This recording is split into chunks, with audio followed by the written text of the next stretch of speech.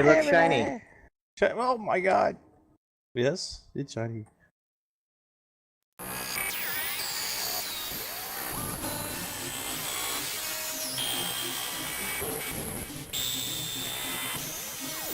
You are now listening to Beyond the Veil, a production of Holosuite Media. Tune in to our live show every Thursday at 7 p.m. Eastern Standard Time. The following live broadcast may not be suitable for all ages. The views expressed in this show are solely those of the individual providing them and do not represent the opinion of this station, website, or any affiliated partners. Audience discretion is advised.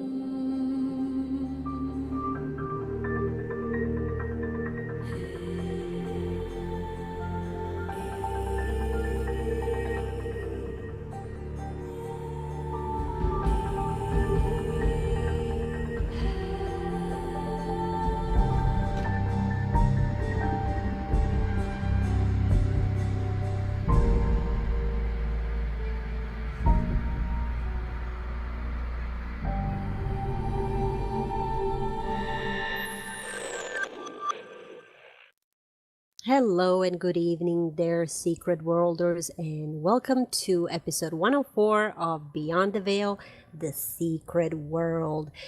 Hope you're having fun in game, and thank you so much for joining us. Those of you who are joining us live on twitch.tv/Holosuite Media, or those of you who will be downloading our podcast talk show via iTunes and Stitcher in the near future. We have a really good show planned out for you today with lots of goodies to share and some discussions to be had. But before we get on with it, let me introduce the cast.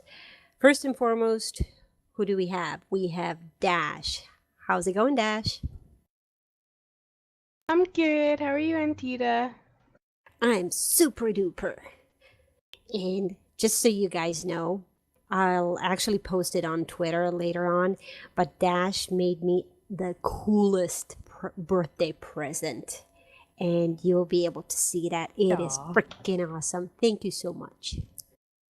Oh, I love you, girl. So, Oh, I love you too.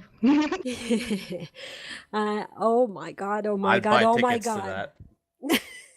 Shush. We have the master deck builder, none other than Mr. Fay. Hey all, I'm hoping to use my saliva tonight to lubricate my mouth and ejaculate my knowledge on how to keep your decks firm and fit and penetrate your foes from Tokyo's in the secret world. What's up, everybody? Holy shit. Okay, I just want to know one Wow. thing.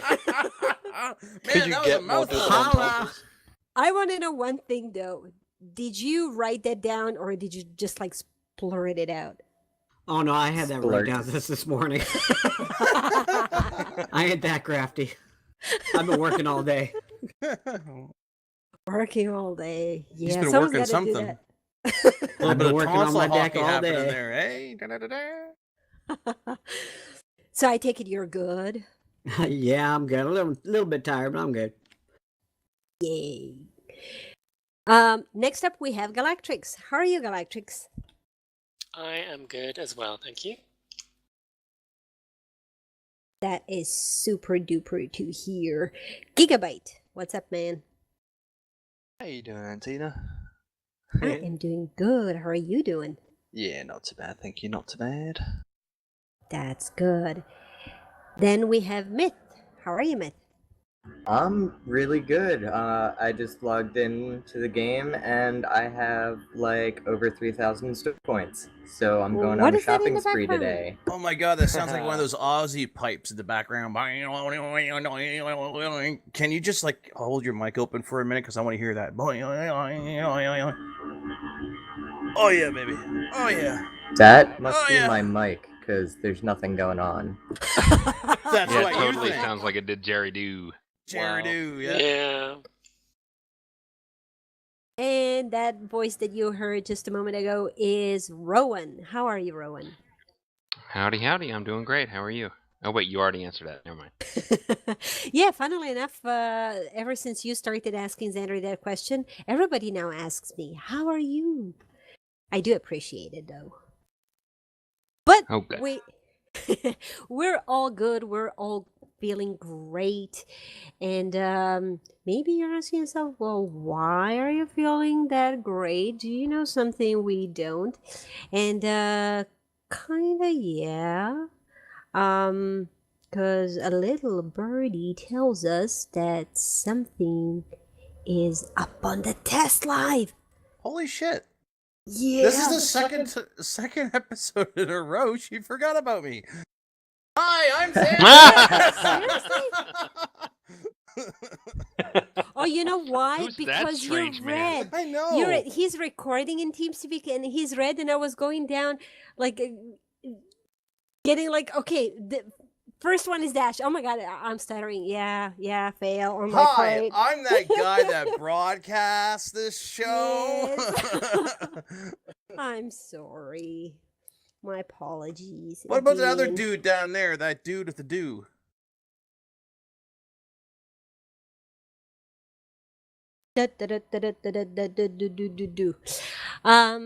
So like I said, yes, there's something on Test Live, and well, it's, as you will presume, it's being tested. And one of us has been, dipping their little feet in the Test Live, on the Test Live servers, and trying to find more information about it and seeing how everything is. And that's Galactrix. What can you tell us about it without giving too much away? Hi. Well, I only jumped on the test live like 30 minutes before the show, so I haven't had a good chance to look around. But currently I'm being a noob in Tokyo, dying a lot, because I haven't copied over my current character, so I've got none of the special bells and whistles to do these. But the second side stories pack, parts of it are live on the test live for people to try out. It's nowhere near finished. This is like an alpha version because all of the kind of text is unfinished. There was no cutscene when I picked up the mission.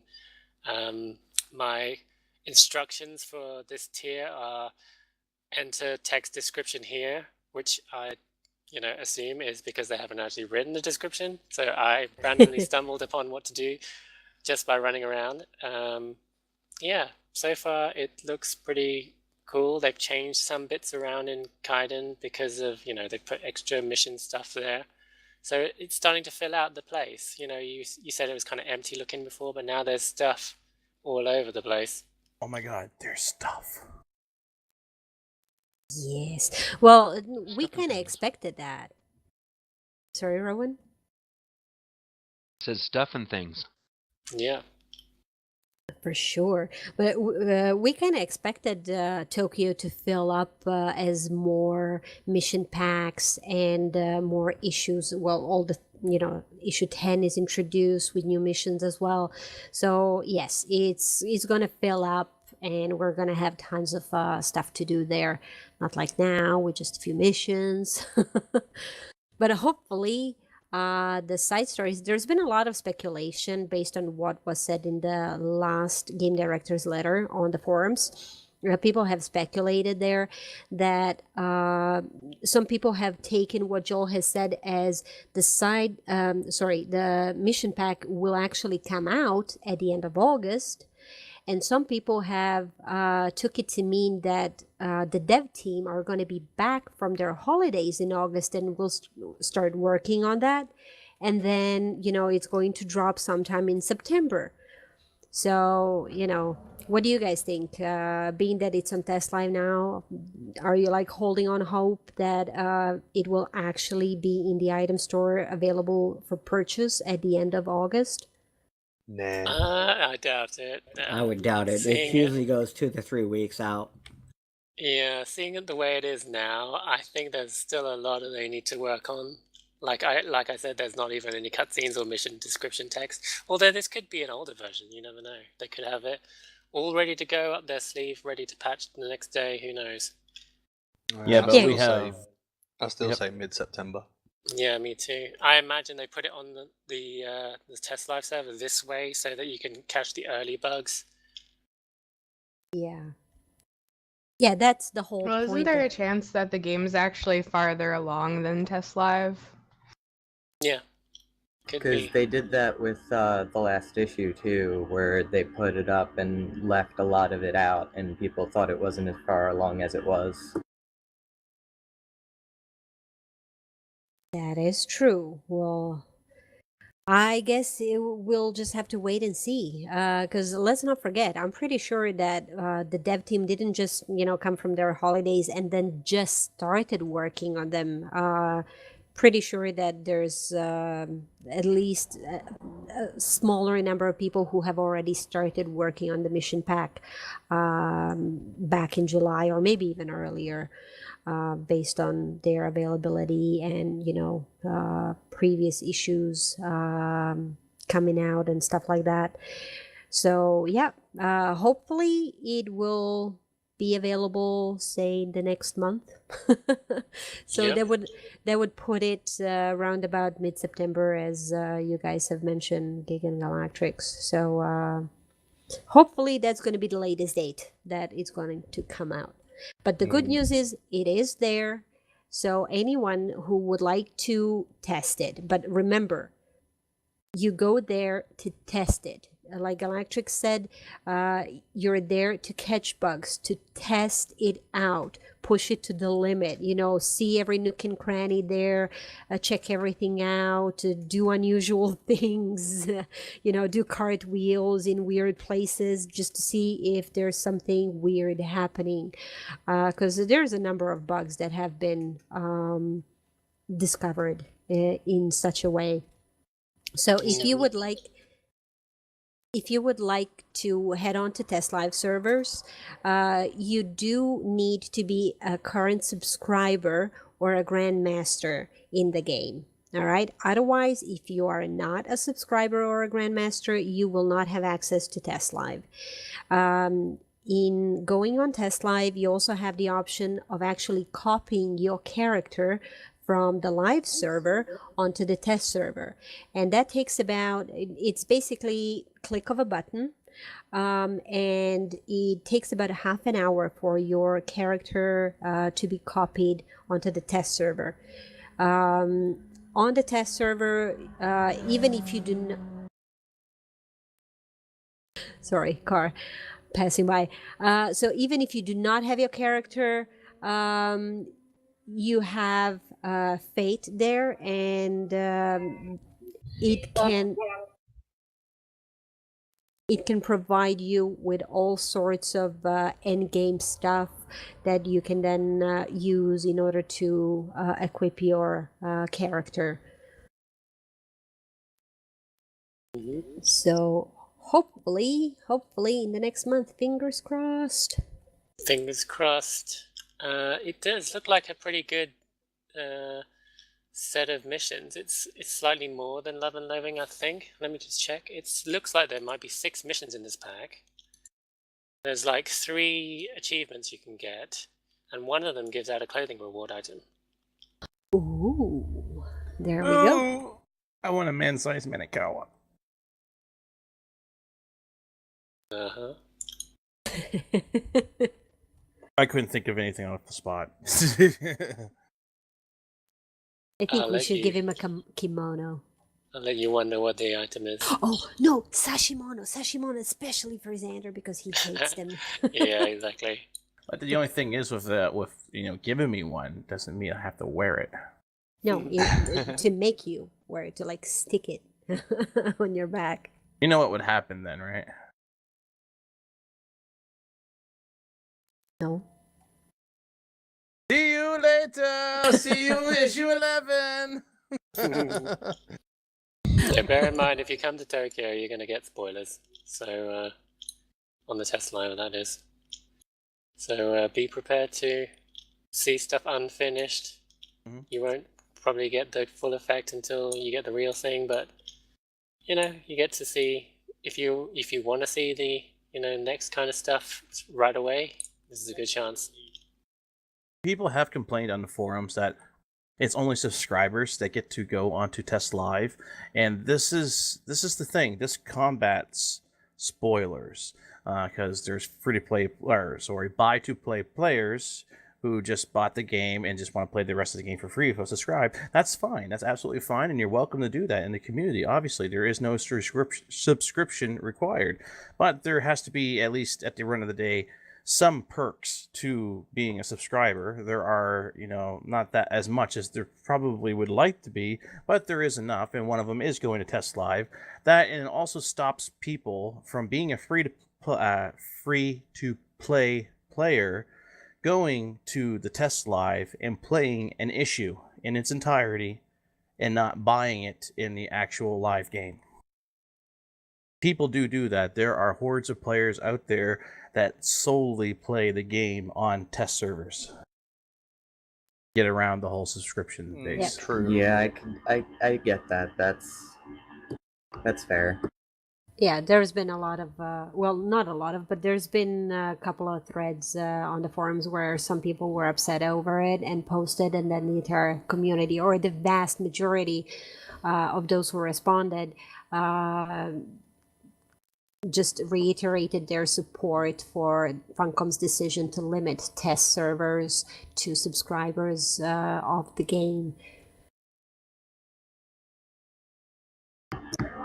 Alrighty.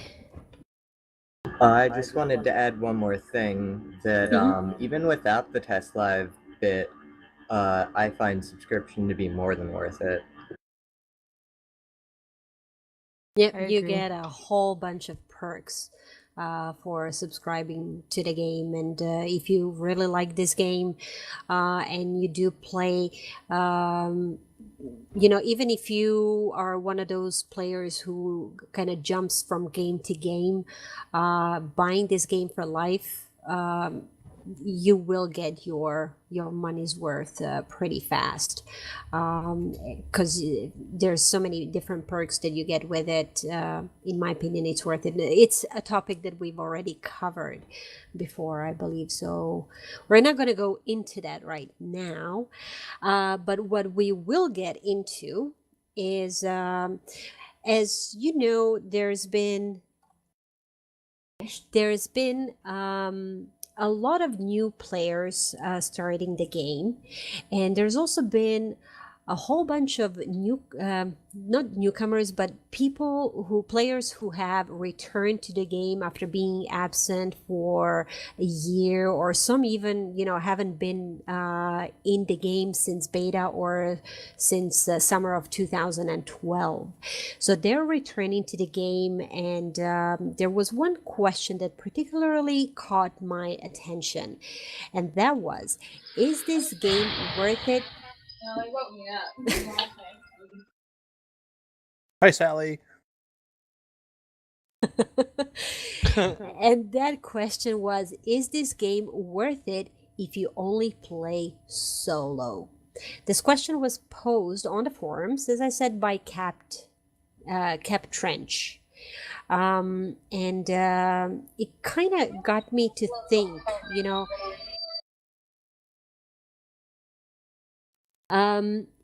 is it worth it if you only play solo content? If you don't really like to play group content, can you actually make it all the way to the end game without doing group content? Can you? What do you guys think? Any thoughts? Yes. I definitely think you can. How can you Depends do that? on what you think the end game is. End Like game. the end of the storyline, I'm sure you can do solo. I did. Exactly, yeah. But if you're talking about doing every Nightmare Dungeon alone, I don't think. No. No, well, that content is obviously designed solely for group play. I You can solo play- Yeah, I players. mean, it is an MMO. Yeah, I mean, you can play the majority of the game solo. Massively Um, online solo player Yeah. game. Yeah, you can maybe play the majority of the game solo. I did, because Yeah. I my agree. guild kind of went the way of the dodo. But yeah, I mean something like Nightmare Dungeons. There's no way you could play that solo. And then we converted you, and now you can't play without us because we creep into the orifices of your soul. Now you're Creep one into of some us. orifices, that's Oh for sure. Ooh. Zardy, you creep into some orifices, that's for sure. Squirrel. So back to the question at hand. So you are all of.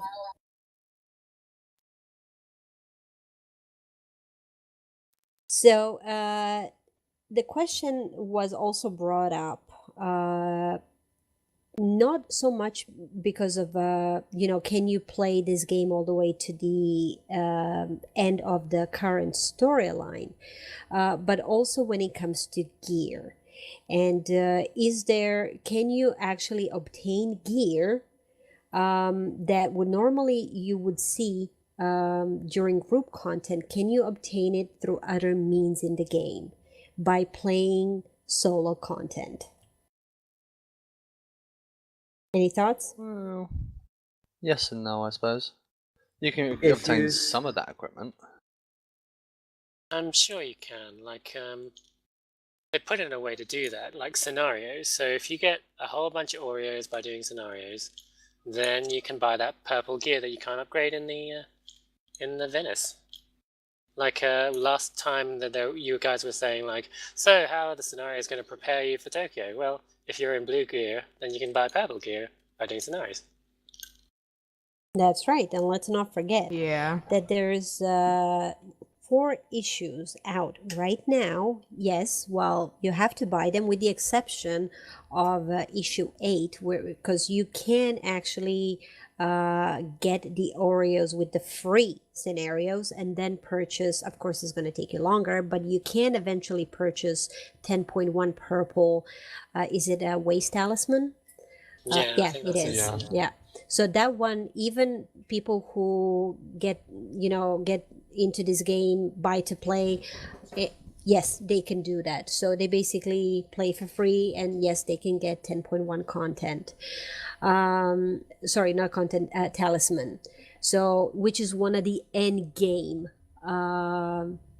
talismans or gear. The other ways that you can actually advance in the game, if you do not particularly like group content, or it might just be down to the fact that there's lots of people, as we know, who play this game, who are not just 16, 17-year-old kids with long summer holidays, and when school is out, they do nothing but play. There's a lot of mature players who have gamed for quite a while, who have responsibilities in their real lives, especially toward their families. So they're very limited as to the number of hours that they can actually spend on any game that they currently play. So during those precious 1 or 2 hours a week that they can play, they want to get in as much as they can. Some players actually prefer the story and stick with the solo play because they like the story, but there's also some players out there who don't want to join the cabal specifically because of this reason. They do not have enough time to devote to actually doing group content. But there is ways, like you've heard us talk, there is ways of actually getting some, not all, but some of the end game gear by doing solo play. And that is those issues, DLCs, that provide you purple 10.1 custom gear that you can then upgrade all the way to 10.4. I also feel that it's worth mentioning that it's not necessarily important for you to get the purple gear, because most of the content in the game that you actually have to have 10.1, at least 10.1 purple gear, is the group content. So if you don't want to play group content, you don't really need to be that strong. That is true. That's true. I would agree to that with that up to Tokyo. Because in Tokyo it does help if you do have a higher end gear. I'm saying it helps. Well, it always does not. helps. Yeah.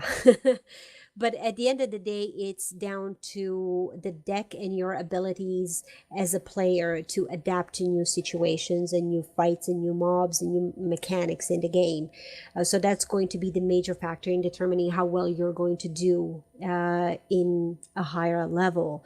And as we know, we've covered it before, Tokyo and Aegis system, kind of, separate basket of apples. So, yeah. Too. We have different players out there too. We have the Winchesters that will go around in the secret world from mission to mission, not really, going, grouping up with any particular people. Might run into people on the way, other survivors, and help. Well, other than that, they're doing their own thing, according to their rules or their motto. And then you have the Justice League that just wants to be happy with everybody and vanquish the evil that is the filth. And yeah, then you have, I don't know, I can't really think of like the Uber loner at the time. I can't think of any. You were Uber. doing so well with your metaphors too. I know, right? And I crashed and burned. Batman. Yeah, then we have he's Justice League. Constantine. Whatever. Constantine. Oh, there you go, There you go. Constantine. I was so thinking of the God of War, the dude from God of War games. Kratos. Then you have Kratos. That just wants to go around, stomp and smash whatever he can get without any purpose, just to pwn stuff, just to get epic loot and, get to the end of the game. And that's all he wants to do is get to the end of the game because he's witnessing and he's living a story for the first time. And then once the story's over, he moves on. Those are really your three basic kind of people, gamers in this community. Yeah, and I'm of the belief that TSW caters equally to solo player, casual players, and hardcore players as well. 'Cause- Casual players get off the train at issue 9. Well, look, the thing is that okay, this game is over 2 years old.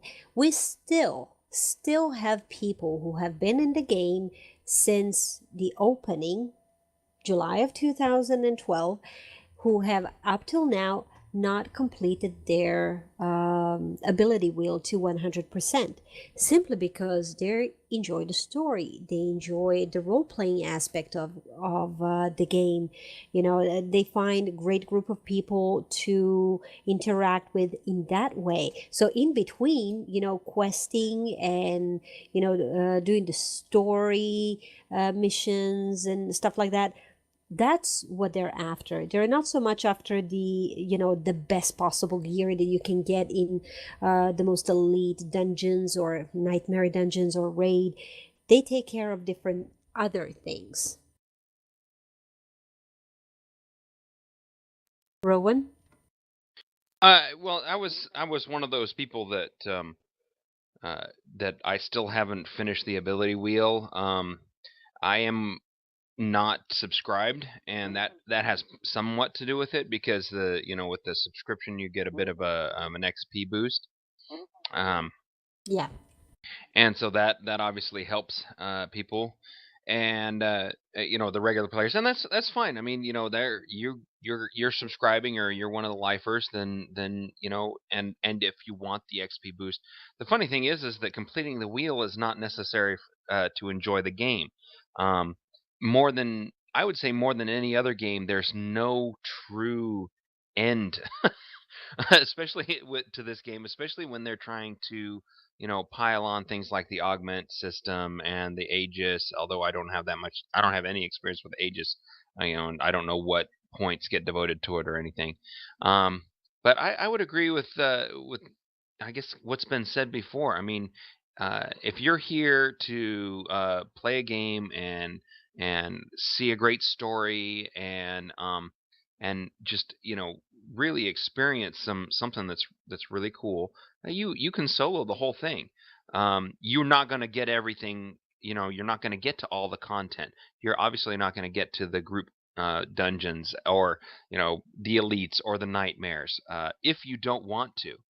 But if if you do like the story, then it's totally worth it, and I agree with that. I've soloed most of the time. I'm soloing this game. Yep. I do have time occasionally to get in group play, and I do so, and I enjoy that. I want to play with you. Thanks. Yeah. But I'm not gonna step up to that bait. But Wise decision, my friend. Wise decision. but I just it's when I saw the question come up in the show notes, I was like, well, of course it's worth it. And now, if your goal is to be uber super player and have all 10.5 gear, then no, you're never going to get there by soloing. Sorry, this is not the game for you. But then again, what MMO is? Exactly. The top tier gear in every MMO depends on you, depending on other people. Mm-hmm. Hence MMO. Exactly. So yes, the question to that has been answered, and it is, I think, a unanimous yes. This game is worth it, even if you only choose to play solo for whatever reason. There's plenty of content out there for you to do by yourself, and even some end game gear that you can obtain. I by disagree. doing it. Okay. Why? No particular reason. I just wanted to be the odd duck. Okay, I You wanted his retract Phoenix my... Wright moment. What's that? You wanted your Phoenix Wright moment. Yes. Objection! Objection! You can't handle the truth! And then I reject my rejection, so therefore proceed. Thank you. Thank you very much. I'd like to thank the little people. Yeah, was out of nowhere. I know usually is.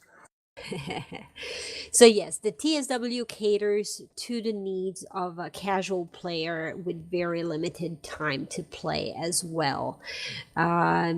Yes, we all think the game is worth it, regardless of your play style or the time you can invest into it. Now, moving on to another subject that we we started talking about weapons of TSW during the last show. And we've mentioned to you that we're going to be talking more about decks and deck building, and hence our master builder, Faye. Hello, Faye. Hello. Hello, I'm out here. I haven't heard you. I haven't heard you in a while, so I was kind of scared that Fee might have, kind of abducted you. I just like to she's say back in the something. cage. I just want to say something before we get into and look at Faye's big deck. I just like to say that Faye has been working on this really new cool show called Data Cronies, and in his absence, well, not even in his absence, but in the beginning, and in his absence, which anyway, I would just like to throw a big wow out to Galatrix, because Faye hasn't been around. Galatrix is in his own right a very, very, very awesome deck uber manager guy. So I just like to say that. Now go play with your decks. Who's gonna whip out their deck first? I was getting It's there. a deck wars. It's a deck off. In the green corner, wearing spandex in green, is Faye, and in the red corner, the Templar assassin, Galatrix. Oh, As I long just as wear you guys green. don't He's an start assassin. jousting. That sounds good. What are you guys jousting with? What? I said he's the assassin. I just wear green. It ain't easy being green. Yeah, I'm going to whip You're it a on you, ninja. Froggy style. It ain't easy being cheesy, but Xander manages. He does very well, and he objects to it. Wow, that caught me with my pants down, literally. Always do. So let's talk about decks. Yeah. So Faye and Galatrix both are really, really good with, not good, but they're pretty awesome at having a look at the deck and then just kind of changing an ability or two and making it so much better, and also letting you know how to use it. I know that I myself, especially when it comes to tanking, it was Galactrix.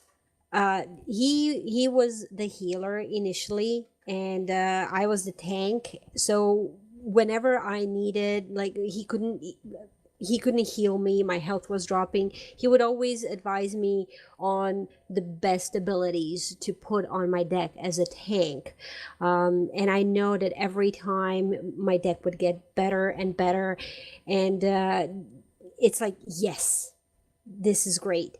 And he's one of the people that I always turn to when I need advice on changing something in my deck or hearing something through the grapevine and just kind of want to check it out with him.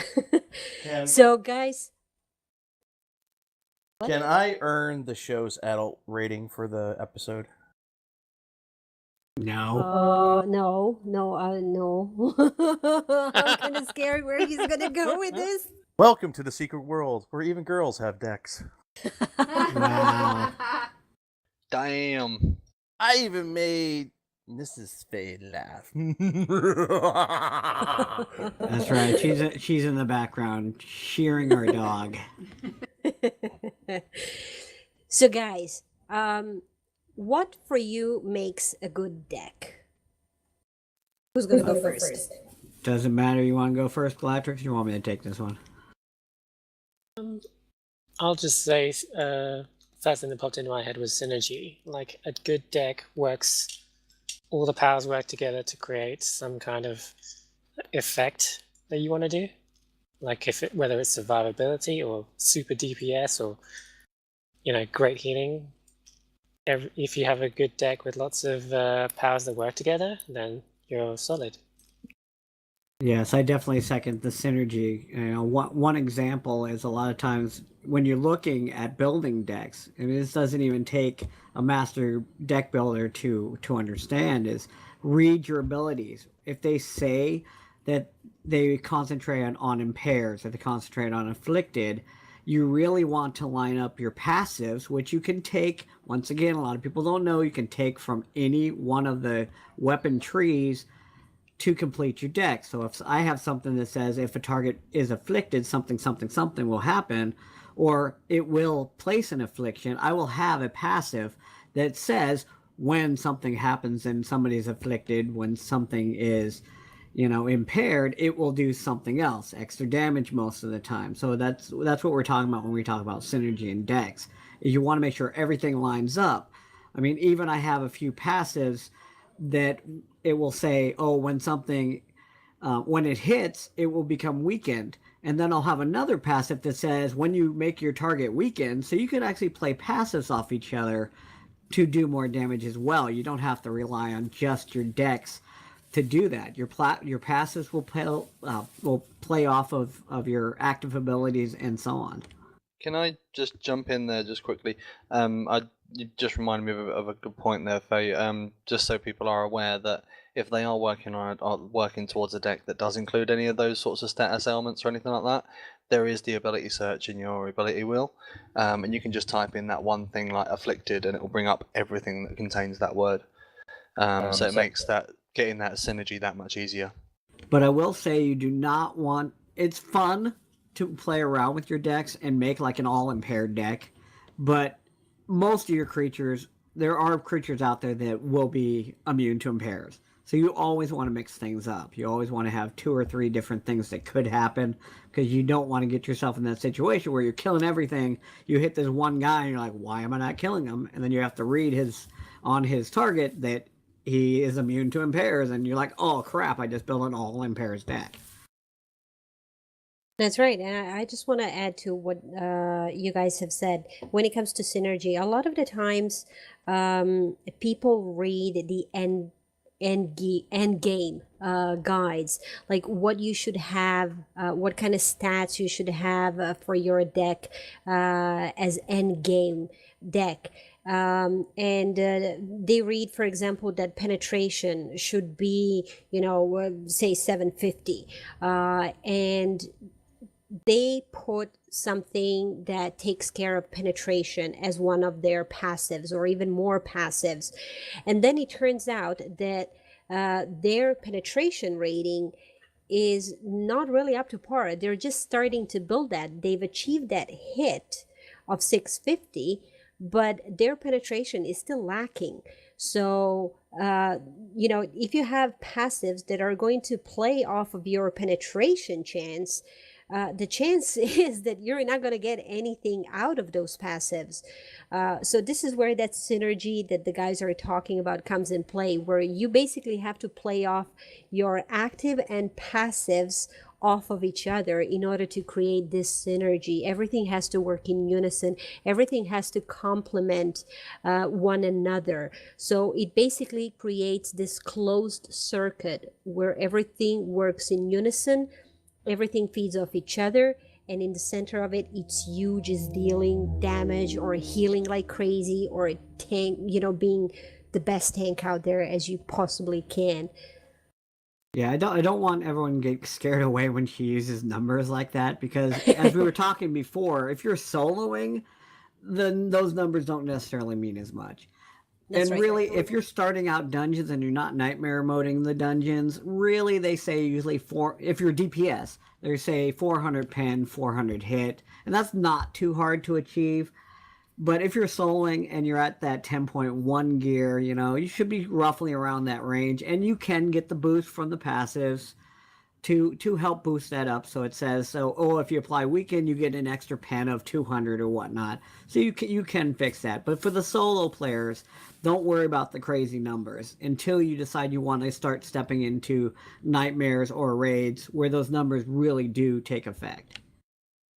I feel like this would be a good point to direct people to tswbuilder.com, because it is a lovely resource for working those synergies into your decks, because it highlights those abilities and points out which abilities work with the ones that you have already picked extremely well. It's kind of Yeah, like it's a great website. sitting down, listening to you guys talk about decks. It kind of reminds me of a really bad Cheech and Chong film. Like, hey man, like passive penetration. Oh, dude, man. Whoa, I need some good defense here. Oh yeah. Yeah, that's exactly what it reminded me of. Yeah. Yeah, man. And Tita, stop passing him the penetration, because he needs to calm down. Oh. Yeah, I'll Have you get been right bidding on it. Reese's Pieces again? No. No, hey, he didn't caught me off by surprise. He can surprise me occasionally. Dude, I am the master of filling those silences, if anything. Another, Myth, did I hear you mention TSW Builder website? Yes. Yeah, that's a pretty awesome website. The address is tsw-builder.com, and you can start, creating all kinds of decks here based on your weapon choices, and you can, for example, Blade, there's subtypes that you can choose from, and you can see which abilities fall under that subtype, and you can maybe begin to understand them better. You can use that, but you can also do it in game. I do it in game most of the time, changing stuff. So that's a pretty good website there. Yeah, if you're more of a casual player or a solo player, a lot of times you do not think to use those websites because A, you don't have enough time to play the game. You don't want to be spending that extra time, looking up stuff. So that's where the in-game search button, if you say, you want to make a flick build with an impair on the side or whatnot, you can just go ahead while you're actually in game and start working on that. Just slowly, just play around with it. That's what we're here for, is to have some fun and get the job done. Always playing for your deck. One thing that I would like to bring up is that not everyone is going to be versed the same way in building decks or understanding the synergy, especially not as new players. If you have trouble finding abilities that actually work for you, if you, even during solo play, you keep on dying, even like in Solomon Islands, meaning Kingsmouth, Savage Coast, Blue Mountain, before you get any further, do check out tswdb.com and their build section. They have lots of great starting guides when it comes to decks, and you can actually copy directly a deck from there for whatever role you need, be it solo, dungeon, starter, beginner nightmare, or beginner dungeon, nightmare decks. So Cerity has created a whole bunch of decks there, and do check them out if you are I want to say deck challenged, but I know Xander's gonna jump down and be like, yep, with a smart comment. What? Uh-huh. So when it comes to solo play, Galactrix, what do you think, what would you recommend, what kind of abilities or what kind of weapons would you say would be pretty good for solo play when you're out there questing by yourself? For solo play, when you're questing by yourself? I think that would depend on where you were. Well, actually, I would probably say you could go with any weapon you want, like whatever you feel most comfortable with.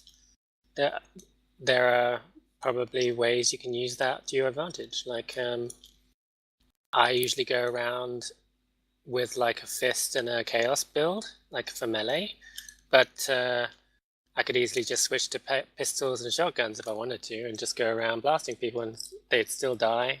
Nothing in the game is really that difficult if you're just wandering around in the open world. Like Xander says, there are some guys that might have special abilities where you might want to think about switching to something that has a particular effect, like in let's say Transylvania. Mm-hmm. There's an area in the Hell place where you go around where they're kind of vulnerable to being hindered, so I might want to stick some hinders on there. I usually go around with an assault rifle build for that one. It really made a difference when I was starting playing the game and I was running around Transylvania in green gear, and I went to that area and thinking, why am I dying all the time in my I don't know what deck I was using, but then I switched to assault rifles and pistols with lots of hinder abilities when I discovered what their weakness was, and it just made that mission easy because they could never get to me because they'd be far away and I'd be stopping them from moving towards me. Yeah, that's... Go ahead, Faye. Oh, I was just going to say, and I always, back in my old segments, which you can still go back and listen to on Faye's Big Deck, I always mention that, it is personal choice a lot of the times. And I always say, make sure you finish your entire inner wheel first when you first start this game. And then you get to play every single one of the different mixtures so you can feel what's really in it for you. I mean, I personally, once I finished all my wheels, I pretty much didn't go beyond sword and fist the entire rest of the game. But I'm also, I like to play melee in this game. Every other game I tend to play range. But for some reason I like melee in this game. So I always found that when I did sword and fist, it always did it for me. But that was after I tried every single one of the different pre-made builds that come with this game to really get a vibe as to what I liked. I mean, I'm sure you can make some crazy stuff, and everyone is an individual. So like I said, just go out and whatever feels comfortable for you. If you end up dying, maybe that's when you need to kind of look, and not necessarily in changing your build, but like looking at your passives, because a lot of times that's in there. Or say that you do not have a high level of gear, then you may want to add some form of healing into your build. Whereas when you get past 10.1, it's okay to have a pretty exclusive build that's all DPS or all tank or whatnot, because you're going to have that extra oomph from the purple gear to get you through whatever you need to get through. Now, how Although, often, if you do end up doing that, I would recommend carrying some healing stuff in item form. now Well, I you can bring it wonder- with you, but usually, if Xander, the master puller, didn't carry around too much healing gear his entire trek up, and he somehow managed to make it through. So I think there's hope for everyone. Yeah, I didn't start leeching until I learned how to leech, and that was a week ago. No, no, that was scenarios when I started doing leeching. Everyone always talked about it. I just never thought of it. And then I started leeching when scenarios came out, and now just about every deck I have has some kind of a leech part on it that I can regain health by taking it from other characters. But I got a question for you guys. How often do you see a player running around with a solo weapon? Just Not one often, weapon. but I have seen it. One of my real life friends who I got into the game, he's still in Kingsmith because he doesn't play very often, but he absolutely refuses to use anything other than a hammer, and he does it really well. Is that because he's really in the RP, or he just really doesn't like anything but hammers? Or is his name Thor? It's a personal choice. Like, he doesn't really have a reason. It's just He just likes to smash things. Yeah. Yeah, I've been playing with the idea of working up just a pure sword build. Yeah, I did that too in the beginning, just to play around. Yeah. Yeah, I wanted. Seriously, I have. Oh, sorry, Gig. Go ahead. No, I was go ahead. talking. I was saying Xander was talking. Yeah, no, I was actually thinking about that. Making a soldier deck. One is just straight assault rifle. Mm-hmm. I actually have all, apart from my auxiliary weapon, from the 7 abilities that I'm able to equip, 6 are blade and 1 is chaos. The only one that's not blade is karma, my consumer. So yeah, everything else is, and I go into, I just did Tokyo with it, go into scenarios with it. I take it everywhere with me. When I go, in the quarry in Blue Mountain, farming, perfect for me. So Yeah. I guess if I, I wouldn't really like to change that for a blade ability to be all blade, but I'm very close. Yeah, And- we said you can run around with whatever combination of weapons you like for solo play, and it's you can make it work. But like Antita just mentioned, after doing scenarios and then doing a survival build that works in a scenario, I found that it works everywhere. You could just go around with just that one. Yep. Before I actually, we've mentioned this so many times. I guess this takes us to survival decks. Before scenarios, it was all about either DPS, tank, or healer. You could mix and match certain things, but leeching too for a lot of players out there. But survivalist decks, it was like, what's that? And then they just started, springing up everywhere. And it was like a whole new world opened up. And it was like, oh my God, we can do this with the decks, It was freaking awesome. It depends on the that's- player. I mean, I tend to focus on survival decks anyway, just because I die that quickly. Mhm. Me It's always too. been my little Join the weakness in club. games, is trying to keep my health up. But that's always been kind of my little specialty, is just making decks or making Ew. sort of builds that keep me alive. But that kind of went the way of the samurai. Haha, see that? How I did that? The one of the samurai. When it came to Tokyo, because leeching doesn't work in Tokyo. Toko! Taco. It's kind of like Because the Pairs shields- stopped working in Transylvania. Yeah. Because the shields will actually, the Aegis shields will stop you from leeching, and if you have anything really dedicated into leeching, it doesn't really have that effect, and you just end up Until dying. you Most- get the shield down. Yeah, Yeah. usually though you get the shield down before you But die. then I'm and already you- dead at that point. most of the stuff doesn't have that high an Aegis shield. Like this Oni I'm fighting right now only has like 275 shield, so one hit and it was down, and then I could start leeching. I haven't taken that off my decks. It's just you need to kind of get them down before they kill you.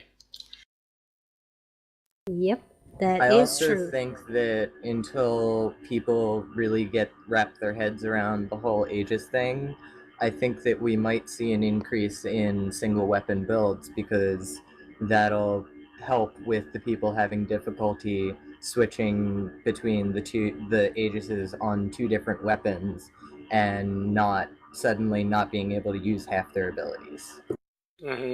I'm That running is a around good the point. Test Live server right now, and I only have one, like the 3 different controllers. I can only equip them on one hand, so I'm only just going around using a sword basically. Yeah, we have a person on our Twitch live stream who's mentioned that Hi. I don't even know how to pronounce your name. HSRDMD. He says, I agree that TSW has catered to the solo player until Tokyo. We have reached a game changer, I feel. It's now about high QL gear and groups. I can't say that I'm crazy about that, but as you said, it is an MMO. And that is the point. Good decks just don't work anymore. You need great ones. I don't really know. I've been running. I do most of Tokyo solo as well. Yeah, I do it mostly solo too. I mean, we are in generally, pretty top in gear, but you don't have to necessarily have a group if you're in really good gear and have a really good deck. What I had said to them when they posted that in the chat was that I don't necessarily think it's about making better decks now that Tokyo's out. It's about building your decks differently because the monsters in Tokyo, they behave differently. So we have to adapt to the way they are. Well, let's not what about forget. Gigabyte? Gigabyte says he uses the same deck all throughout the whole game, the Paladin deck. Made any changes to it to work in Tokyo, and do you still use it in Tokyo? No, I haven't made a single change to it whatsoever. It's stood the test of every single pack that's come out. I've been playing around with new decks. I've been using my little Wolverine deck recently, which is like a regen deck, but I'm still using the Gigadin deck. So You should do a song for that. My little Wolverine, my little Wolverine. But the thing is, don't forget that the person that was talking in our Twitch chat room might be on the same level as me. Okay, I guess I'm not a casual player. Maybe I'm an extreme casual player. I play more than a normal casual player. So I would be on a different level as, say, Antita and Galatrix, who run nightmare dungeons in their sleep. There's different quality. It's not just a quality of the gear, it's a quality of the player too. So for me, I'm still mucking around with Tokyo. I'm still that mod that I found makes Tokyo so much less of a headache, but I'm still mucking around with it, right? Whereas you guys are already close to getting Tokyo beat. Oh no, that would just be Galactrix. But you know what? The listener whose comment I read before, he said, as a solo player, I mean, Aegis really leaves little room for mistakes. Not necessarily a bad thing, just not a forgiving as previous levels. And to that, I would say, think back if you were in game at the time that we got scenarios. Everybody was getting into scenarios and having their ass handed to them on a silver platter. Okay, you could, like, the best players out there got into Nightmare solo thinking, yeah, they were all that and a box of chocolates, and they came out crying foul. Something was off, something was wrong. And little by little, as players adapted, new decks started coming out. People started talking about how to beat it, creating new decks, and they have scenarios now are just easy peasy if you know how to approach it. It's going to be the same thing with Tokyo. There's just needs to be this adjustment period, and that will come.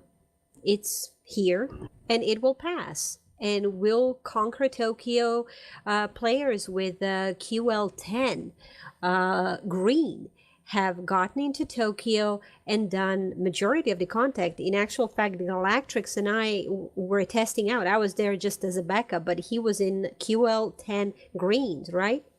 Yep. Well, there's a Now, bear in different mind, curve. I took off all of my capacitors, but I couldn't reverse my controllers. They were Controllers, still yeah. giving me a certain amount of damage. I'm back to the basic controllers right now with no upgrades on the test live, and it is kind of hard to kill something. Yeah, but there's it's not just the caliber of the player too. There's also the quality of the player and the caliber of their learning curve too. I also know players that all of them done have quit. That they're done. They don't like Tokyo. They don't like the Aegis system. That's it for them. I also know players that are like me that are muddling through the Aegis system that don't like it, but we love the game, so we muddle through it. Then there's players like you guys that, okay, you didn't like it at first, or you might have liked it at first, then you just got through it, and now you're like superstars. There's also that quality. This is the thing. I feel we like have- it wasn't as big of a deal. Yeah. And I mean, yeah. if you think back to like when we first started playing the game, when we were in Kingsmith, the amount of times that I died playing through Kingsmith before, I got enough abilities, or, I finally figured that one thing out that let me do something, I died so much. Yeah. Do you know what? The Aegis system is also cheating too. I can prove it. You know how I know this? Because I was running scenarios with you guys yesterday. We were doing elite scenarios like Cakewalk. Yeah, I died twice during the whole thing of doing elite scenarios. We did all 3 elite scenarios. I died twice. You know how I died? Because I activated the freaking Aegis by accident. Here I am, like a superstar, running around. I got these goblins. All you guys would have so loved. It's like, I'm slacking and I'm slashing and I'm slipping and I'm sliding and I'm like having a ball. I'm like, woo! Look at me go! Look at me go! And all of a sudden, crap! What the hell? Where'd my sword go? What was that other thing I had? Where'd it go? And the goblin's like, you're dead. And I died. Yeah, that happened to me a few times as well, where I accidentally hit Aegis, and then it's like for 4 seconds I can do nothing but run around like a headless chicken trying to avoid everything and be like, yeah, don't come after me, no, just 2 seconds more. And the second time, it would actually be... Go ahead. The second time was when the ghost came. Like, who are you gonna call? Ghostbusters? Don't call me. Yeah, it might actually be a good idea instead of just I guess they could say, well, if you're not in Tokyo, you do not need Aegis controllers, you can just as easily take them off. But remember, there's 6 of them, so you have to, each one of them individually, you have to remove and put in your inventory. Now, if you are questing and you're doing maybe one of the issues, you get quite a bit of loot, or maybe you're doing farming, so you need every single slot in your inventory that you can take. It might just be as an idea for the dev team to kind of put something in there, like a one tick command that disables Aegis in the rest of all the other play fields. So, that you can just disable it with just one single click, or enable it as, depending on in which zone you actually are. I just remapped them to another button so that I don't accidentally press it.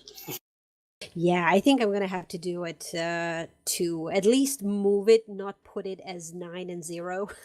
I need to move this 9 because I keep on hitting it. I always do that. I try to hit my auxiliary weapon, and I change my thing. Yeah, I didn't realize how much I was like pressing 9 before. I thought I was just pressing the 8 button. No, I must have been fat fingering 9 as well. That's what I'd be hitting, especially when I would be hitting one of the combos to regain health, and one of them is like Art of War. and I think I was hitting my number 8, which is my diamond grit shield. I'd hit that, and then all of a sudden I literally just drop my pants in the middle of the scenario. I'm like, what the hell? Where's my shield? Why isn't my shield activating? Why am I dead? I wanna respond to HSR DMD, who says agreed on my previous comment, but scenarios seem to be a bit of a tangent. Tokyo is not. No avoiding Tokyo. I would say to every single player out there, do not avoid scenarios. You might get frustrated with the loot that drops because it's not all blues, or you do elite scenarios, you do a series of 3 of them back to back, and you get nothing but green augments. Don't get frustrated, okay? Yes, while augments are a great addition to you, but it's only going to be a great addition to you if your gear is like all the way up there. The most important part that you should take, in my opinion, from scenarios is how to adjust your build. It will actually teach you, it will make you understand why you're dying, where you're dying from, what you're dying from. It will help you improve on your deck, and by improving your scenario deck, which is a survivalist deck, you will actually do that much better in Tokyo. That's just my humble opinion. I do not necessarily have to be right, but I've noticed with my own self, if I did not get into scenarios, I would get into Tokyo and I'd just be dead. And even with the survivalist deck, when I first got there, I was frustrated a lot. So it took quite a bit of willpower to actually go back and be like, okay, damn it, I can handle this. I know I can do good here. So what am I doing wrong? And little by little, as I removed my frustrations and started learning, I actually started doing better and better. And also, at least personally, I feel that the scenarios help teach us how to deal with large amounts of enemies, because before that, the mobs that we faced weren't usually more than maybe 5 or 6, and in scenarios you can be dealing with a lot more enemies, and that was something that I found really helpful once I got to Tokyo. Lord Star Fox has posted in our Twitch chat channel that 2 new Aegis skills are likely to come our way very soon. One of them, he believes, will lower swap cooldown. Yay! So that's going to be very helpful. Of course, we're going to have to earn the privilege in some way or another. So don't think it's going to come without any cost to you as a player. And the other one might increase Aegis damage if you spend skill points to unlock them. I forgot to mention that I can actually see that now because I'm on the test server. If you open your skill window there, you can see that there's a new Aegis skill bar where you can put in spend skill points on it. The first bar is spend 20 skill points on speed, which is probably the speed of the changing, and the second line is damage. So you can either choose to increase the speed or the damage or whatever. Oh my god, will be able to spend SPs. Yeah, and it's quite a lot though. I mean, 20 just for filling in one little cell on the. I don't care. I just want to see that number on other number than 40. I have been looking at that SP 40 for freaking months and months. Yeah. I want to change it. Okay. It's like the augment when you're filling out the augment skill, because the first thing is 20, the next thing is going to be 25, and then it's going to keep on increasing beyond 40. I want to see it 50. I kid you not. Each one of these things says it will increase your skill point cap by 5. So your cap is going to increase beyond 40. I haven't said this since issue 7. S penis. What? Espinas. Oh, Yay, Espinas! We get to play. Oh, I just whacked myself in the head. SP, yeah.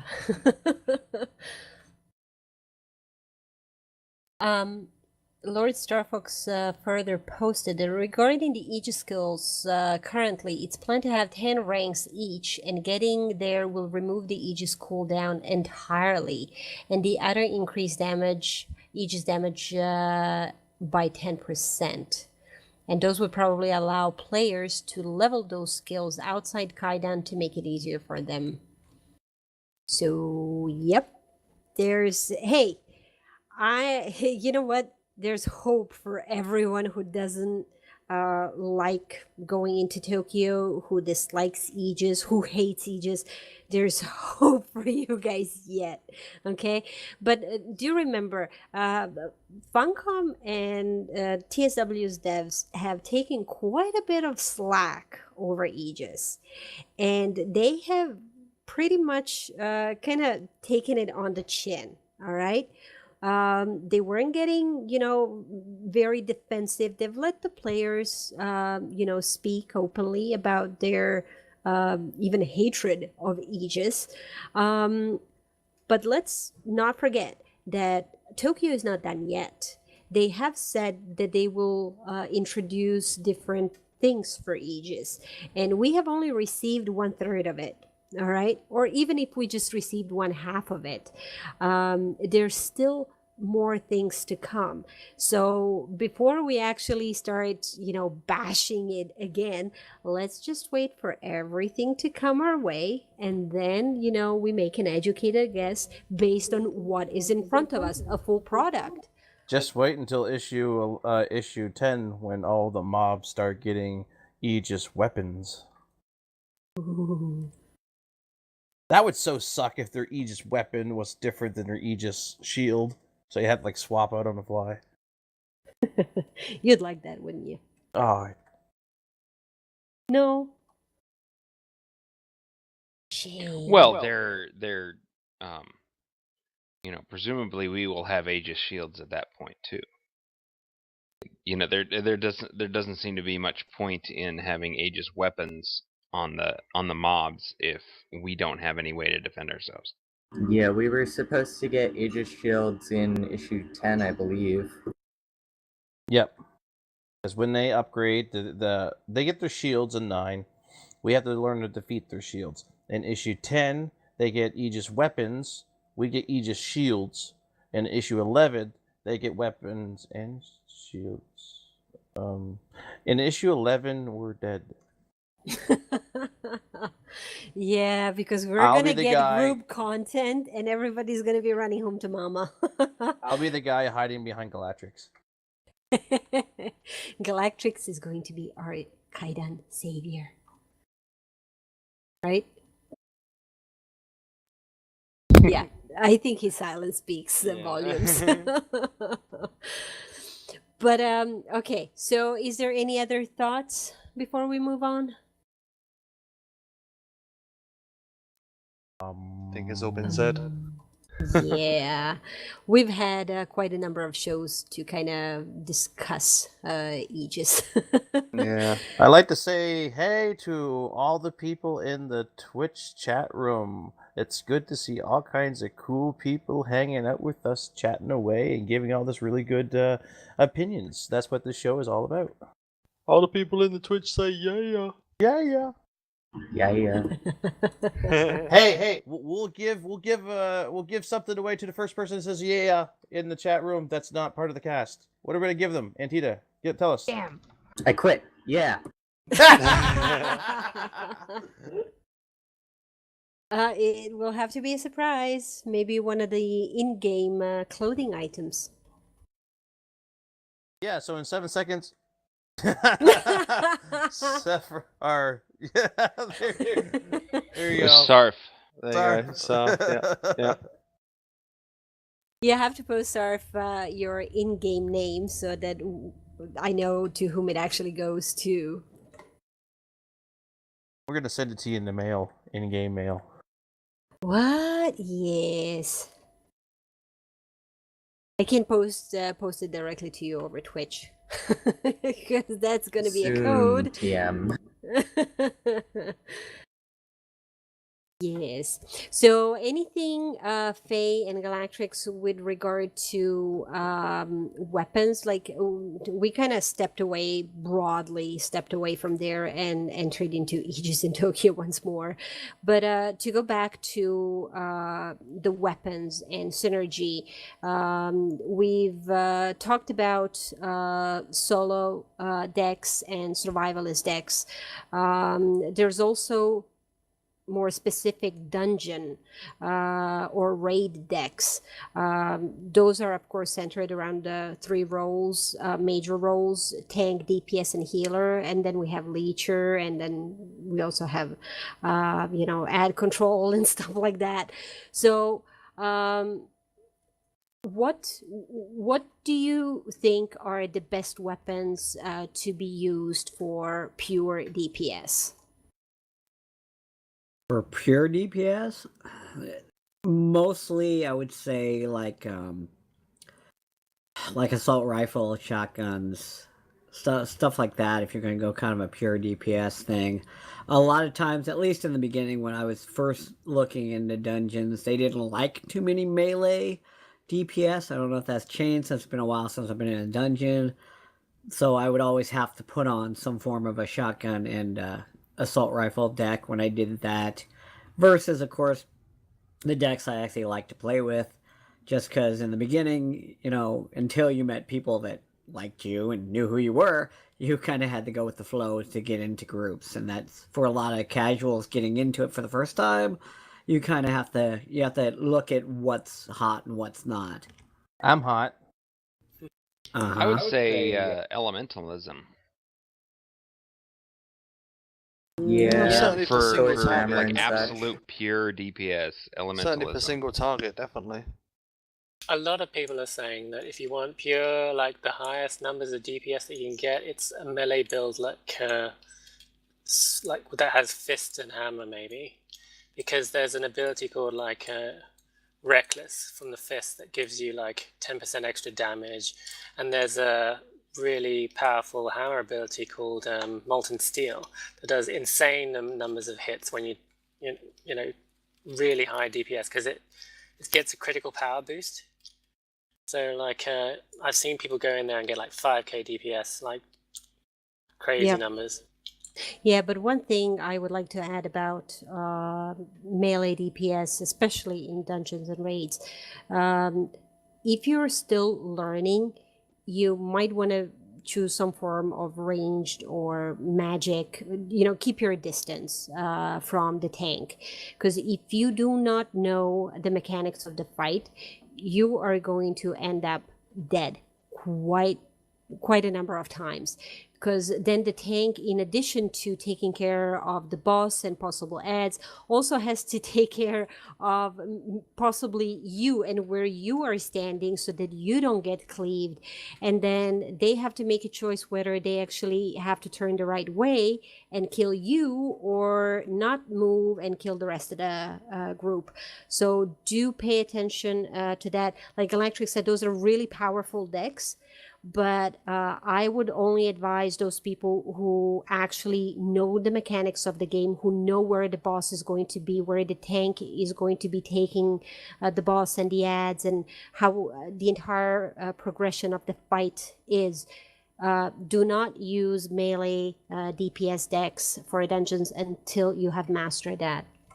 And also be Yeah. careful, because if your decks are that powerful, you might pull off the aggro from the tank, and that's always a bad. Yeah, you don't really see people doing melee DPS unless they're comfortable with it. I guess there are certain situations in dungeons where it makes it really inconvenient, like in the Ankh at the final boss where it does a giant cleave. If you're the tank, you can take it, but if you're in a DPS gear with 1970 health, you're gonna insta die. So yeah. Also, there's the issue with people like having buffs. So there's always got to be a DPS that has like pistol and shotgun and elementalism. Yeah, because basically you need to have at least 2 players who are running DPS buffs, which so far there's 3 group ones that we're talking about: Deadly Aim, Breaching Shot, and Short Fuse. And they all come from Elementalism. Short Fuse, Deadly Aim is pistols, and Breaching Shot is shotgun, if I'm right. Yes. Yeah. So, and usually what we tend to see in the dungeons, when people are running Deadly Aim and Breaching Shot, they have pistol shotgun equipped. Okay. And I personally, on that build, I also carry Win-Win and Cleanup as well, which for 18s, you've got it covered. Okay, because there's usually the third DPS who can take care of the ads if necessary. So you can still, while help with the ads if necessary, but you can still concentrate mainly on the boss with a single target. Or you can equip a different kind of builder and, maybe another ability that takes care of more of AoE targets rather than single targets. But it leaves you plenty of room to maneuver, I find. What are the other popular DPS ranged combinations? There's blood and elemental shotgun. Assault rifle. Assault Elemental rifle, assault shotgun. rifle. Yeah, it's they keep saying all over the place it is the highest is the best.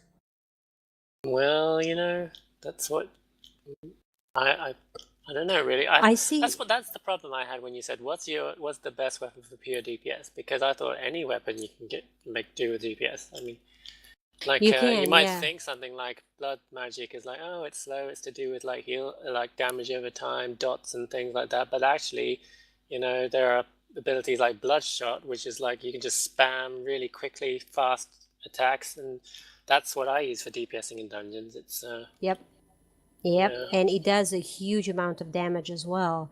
And if I do not have to run buffs, then I run blood and chaos, because Do or Die, it's an elite ability which increases your direct damage by 25% for 10 seconds.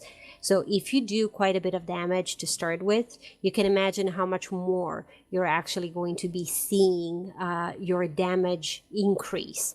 In addition to that, you have Amor Fati, which gives you a beneficial effect that increases all damage dealt by 10%. Your attacks cannot glance or be evaded, and this lasts for 10 seconds. So when you combine Do or Die, Amor Fati with the 3 buffs going, you can really do quite a bit of damage. Mm-hmm. I love this deck. I'm so happy when someone says that they have all the buffs, and I'm like, oh yeah, I just sit back and shoot. So that's why you always ask if someone else has the dabs and stuff. Yes. Hey, but I always ask. And the thing is, the truth of the matter is, I actually do not mind running the buffs. I've gotten so used, especially for 18s and 24s. I know exactly when to hit them off. Some people say, don't do it then, wait until the end. But I've realized that I can shoot them at the beginning and the end, unless, you get into an uber high DPS group, which doesn't happen all the time, of course, nor does it happen majority of the time. But there is that one odd one out, where you just go like, wow, this is the first time that I've actually seen it done. So yeah, and then what, we wonder why there's so many bug outs with certain bosses in the dungeons. Those bosses were not designed for that much DPS. Have you guys seen, like, especially in Darkness War, the mage keeps on bugging out if a group does quite a bit of DPS, or even sometimes when they do not.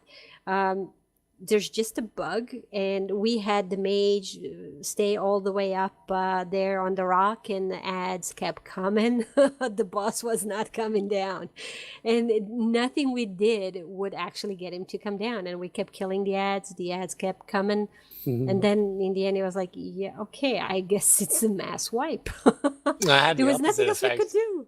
I had the opposite once where we managed to, I don't know, either do so much damage or something that he couldn't teleport up. He just stayed on the ground all the time. We just insta killed him. Yeah, that happens as well. But this one was the first time that he was actually all the way up there. Like, hey, you suckers, come and get me! Ha ha, you Yeah. can't. That sounds hilarious. I was in a It was dungeon the great. other day where I was doing Hell Raised, and we were doing so much DPS on that Recursia, the one that has the ads and does the thing in the middle, like you Mhm. know that one, the fifth boss, I think. And we were doing so much DPS that she skipped one of the she usually does that thing twice where she summons ads and they go towards her. She only did Yeah. it once. We didn't give her a chance to do it twice. I didn't know Nice. you could skip that bit. Yeah, so I Very mean, nice. it's actually, it made me wonder when we had this bug happen to us. It happened on a number of occasions. It was slightly different. Like a few times, he actually stayed on the ground, like Galactrix mentioned, and we were just like, "Oh, cool, nice pass." You know, we got get out of jail free card, so to speak. So you just DPS him right there where he stands, and you move on. You forget about him. But it kind of made me wonder, all these bugs that we're experiencing. Some of those, I would be interested to find out whether when the devs are coding or scripting the game, do they have to take into consideration I mean, it Super would make DPS. I don't know. well, yeah, like, I'm pretty sure they take into consideration certain mechanics from the boss when the boss drops to a certain level. But is that think- timed I think the or? classic example is the Hell Eternal guy who runs around the maze. If you do so much DPS, they'll just run right to the end and then start doing bizarre things because of his health. He goes to different points of the maze based on his health. So Mhm. if you like take it down too far, he just gets confused about where to go, starts Yeah. doing weird fallbacks on you and impairing you, and then running away when he's supposed to come back to you. Yeah, those ones you never know, and a lot of the times it can get so unpredictable that we all just, as a group, decide, okay, no buffs. We're taking care of this one step at a time in order to get through without, dying. Or you can just completely DPS the boss right there at the beginning of the dungeon. That works pretty well as well. Which, when I did it the first time, it was like, wow. Seriously? Like a little Yeah. girl. You're I like, just "Oh, posted so in this is chat. how Like, oh my the god, this is the first time I've done that. Yay! this is how the cool kids do it." Yeah, pretty much. Nice. Yeah. So yeah, I mean, it would be interesting to talk to Tilty about that when we have him on the show next. So yeah, Tilty, writing that down. All right. Yeah, some bugs Don't are do like that, because he'll be the guy that says, "Okay, you noticed that. Guess what? We're changing it. So the next time we Yeah. go to do it, just when it's gonna bug out, it turns around and gives you the finger." Exactly. And just I would swats ya. love to see. I would absolutely freaking love to see, because I know they have such a great sense of humor. The entire dev team. I think it would be so cool for them. Of course, it's a question of resources and coding and scripting and whatever in the background that would create it. But I think it would be so great to do something like that. I would so love to see Davachi, put the middle finger in a cutscene. That'd be so cool. You're like running around in Tokyo, and then you walk up to this like random corpse on the ground, right? And then like this cutscene starts playing. The corpse gets up, brushes itself off, looks at you, and just gives you the finger and runs away. Hey, Damon Kyoto can do it. I know, he could do it with the chopsticks. Yeah, he's completely that kind of a character. He would do it. Yeah, Kiblesk, on topic of bugs, Kiblesk in Twitch chat channel says Halina Ilyushin bugs out a lot with high DPS. Yep. Yeah, there's quite a bit of funny bugs as well. And then there's some other bugs that happen that are not fun at all. And you're just like gritting your teeth and being so frustrated. But hopefully, all those bugs have been reported, and yeah, they will be taken care of, even if that means that we're going to be having to spend a lot more time on the fights. But hey, it's the game, and we do it gladly. All right. Okay. So we're kind of going over a bit longer than we had originally hoped. So let's see for the end of the show what's new on the forums and what other news is there in the TSW community.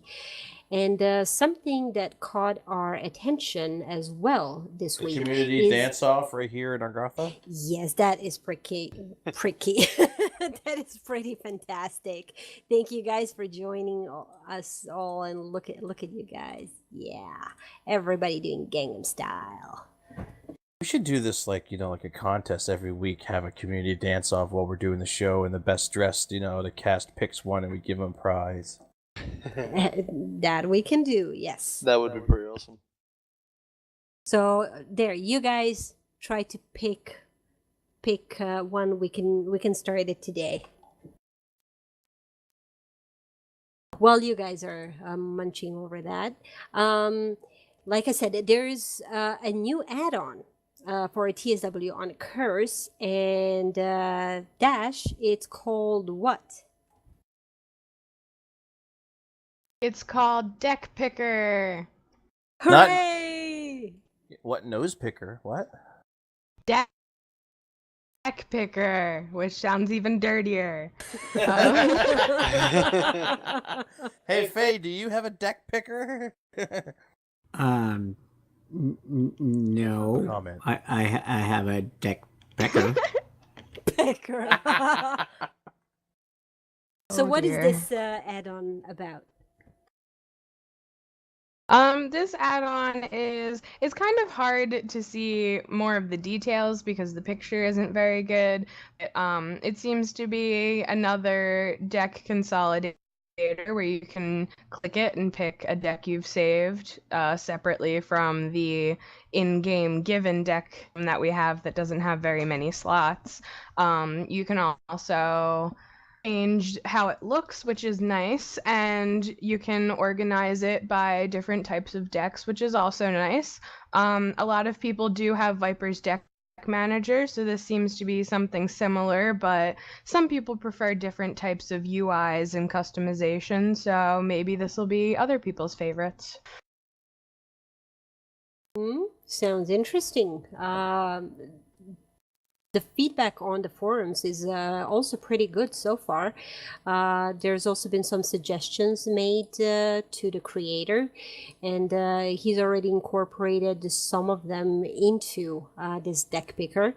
So if you would like to, see it, or maybe even possibly download it and give it a go, I am posting a link to it in our whole suite Twitch live stream, so you can check it out on curse.com. Thank you, Dash. Yep. Thank you, Dash.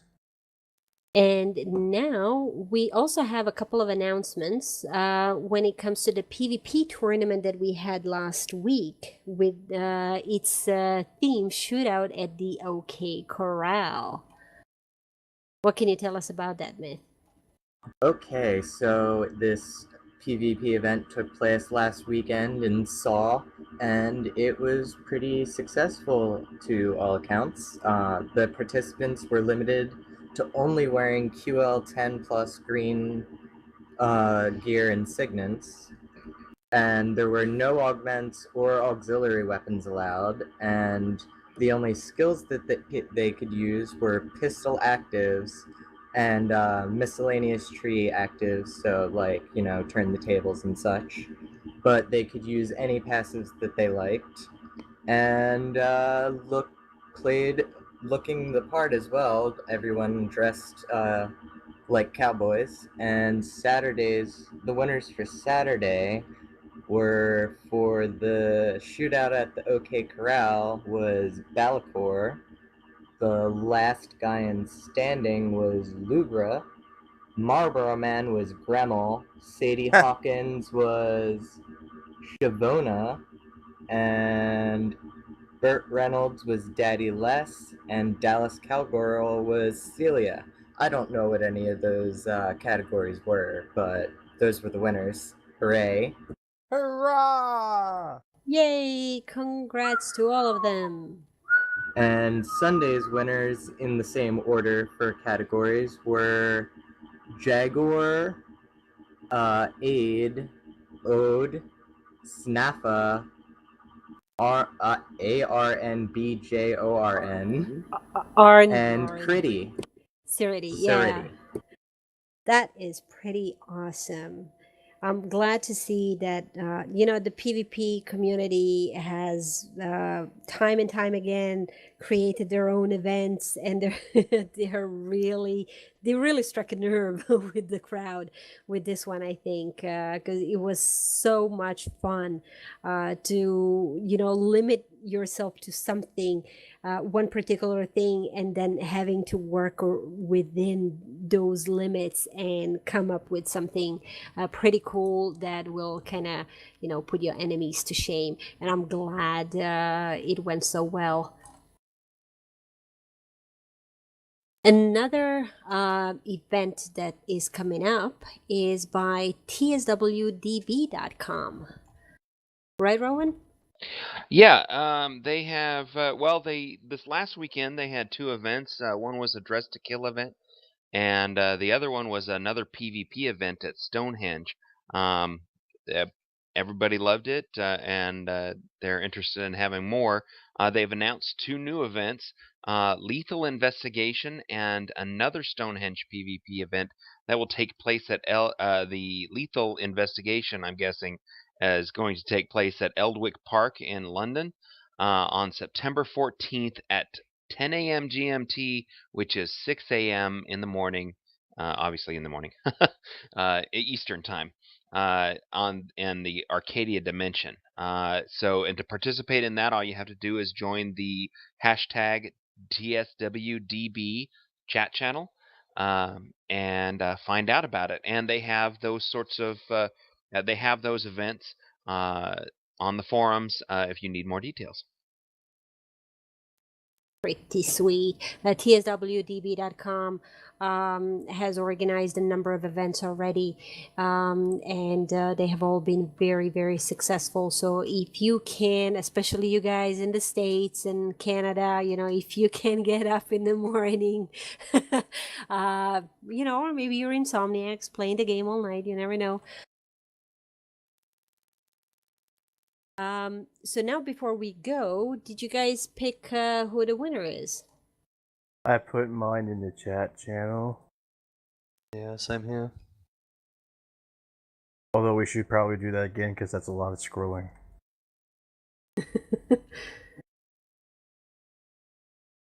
No, there isn't a lot of scrolling.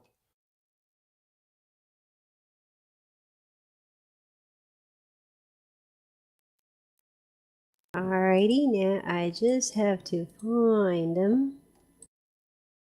Oh, there's that glitch again. He's the one with the glitch. Yeah, that is right. So the winner for the best outfit during our show is Nessa Lord Starfox Stinari. Yay! Congratulations! Yay! I so loved you in the Guardians of the Galaxy. You were so awesome. That one is a Star-Lord. I was going to say that's Star-Lord. But he's cool too. Yeah. I dismiss your reality and place it with my own. Okay. So congratulations to Nessa Lord Star Fox Stinari. We are going to be in touch in case you're not listening, but I think you might be because you were in the chat. We are going to be giving you one of the in-game t-shirts. We'll present you with two options and then you can choose which one you'd like. Alrighty. And don't I forget think the you other should one. pick the one that I'm wearing. When you were. The Are you Beyond the wearing our Veil shirt, obviously. You know, there's been a number of people who stopped me, or we got into dungeon together, and they come right up to my character, and then I get a message, "Hey, where'd you get that T-shirt?" And it's like, yeah, it's kind of limited item. Only some people might get it during our contest, and then I tell them about our show, and they're like, "Oh, cool! I'll have to check you guys out. I collect T-shirts. I want one." So yeah, you know, if you want this shirt, you can only get it by participating in Beyond the Veil podcast activities, be